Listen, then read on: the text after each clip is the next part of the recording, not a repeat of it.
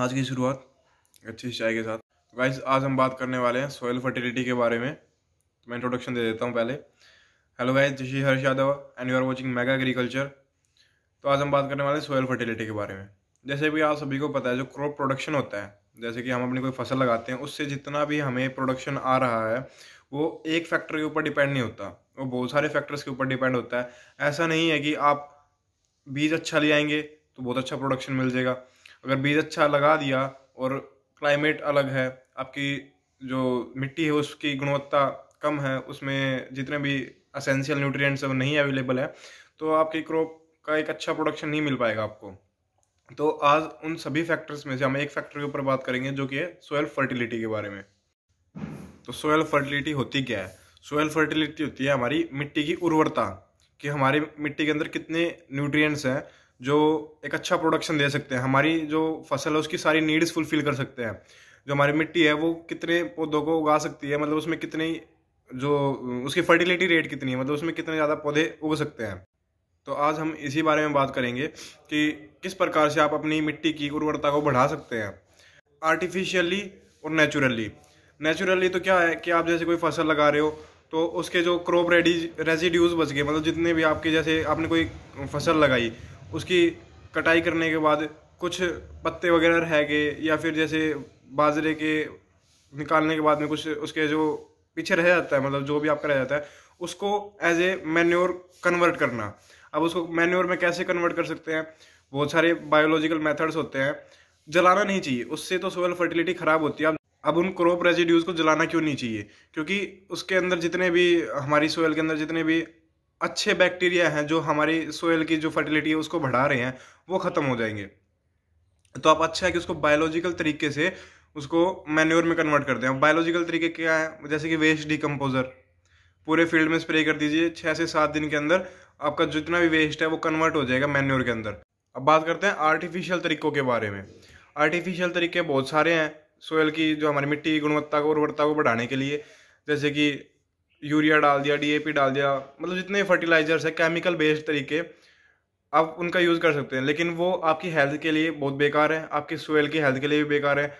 वो सोयल को इस तरीके से ढाल देंगे कि उसके अंदर जब तक आप आर्टिफिशियली कुछ उसको प्रोवाइड नहीं कराएंगे फर्टिलाइजर्स, उसमें कुछ नहीं हो पाएगा। इससे अच्छा है आप अपनी सोयल में नेचुरल तरीके हैं, बायोलॉजिकल तरीके हैं, उनका यूज़ करें। अब आते हैं मैन्योर पे। अब मैन्योर कुछ लोग अच्छे से नहीं डालते हैं। क्या होता है कि कच्ची खाद डाल देते हैं, जैसे गोबर है वो डिकम्पोज नहीं हुआ है और उसको अच्छे से डिकम्पोज नहीं हुआ, उसको फील्ड में डाल दिया। इससे क्या होगा कि बैक्टीरिया होंगे और वो इतने अच्छे से प्रोडक्शन नहीं दे पाएंगे, इतना अच्छा प्रोडक्शन नहीं दे पाएगी आपकी सोयल। तो जब तक आपका मैन्योर अच्छे से डिकम्पोज ना हो जाए तब तक आपको उसको फील्ड में नहीं डालना है। नेचुरली सोयल की जो फर्टिलिटी है उसको बढ़ाने के बहुत सारे तरीके हैं, मतलब कि आपकी मिट्टी की उर्वरता को हम नेचुरली बढ़ा सकते हैं। उसके तरीके हैं, सबसे पहले तो वेस्ट डिकम्पोजर। वेस्ट डिकम्पोजर का फायदा ये होता है, जैसे आपकी फसल के अंदर कोई भी क्रॉप रेजिड्यूज बचे हुए हैं, आपकी फसल कटाई के बाद में कुछ भी बच गया है खेत में, उसको आप मैन्योर में कन्वर्ट कर सकते हैं वेस्ट डिकम्पोजर से। 20 रुपए की बोतल आती है, 200 लीटर पानी के अंदर मिलाओ, गुड़ वगैरह डाल के। एक मैं इस पर भी एक वीडियो बना दूंगा अपने वेस्ट डिकम्पोजर कैसे बनाते हैं। तो ये आपको प्रिपेयर करके अपने फील्ड के अंदर स्प्रे करना है और मात्र 6 से 7 दिन के अंदर जो भी वेस्ट बचा है वो मैन्योर में बदल जाएगा। तो ये हम जो फील्ड में आग लगाते हैं, इससे तो बहुत अच्छा ऑप्शन है। आग लगाने से तो ये समझ लीजिए फर्टिलिटी और कम होती है, क्योंकि उसके अंदर जितने भी बेनिफिशियल, मतलब महत्वपूर्ण और अच्छे हमारे फायदेमंद जितने भी कीट होते हैं, जितने भी ऑर्गेनिजम्स होते हैं, वो सब मर जाते हैं। तो एक तरीका ये हो गया।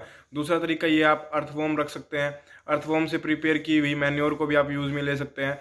बहुत अच्छा तरीका है, वो भी आपकी जो सोयल की जो फर्टिलिटी है, उर्वरता है, उसको बढ़ा देगा।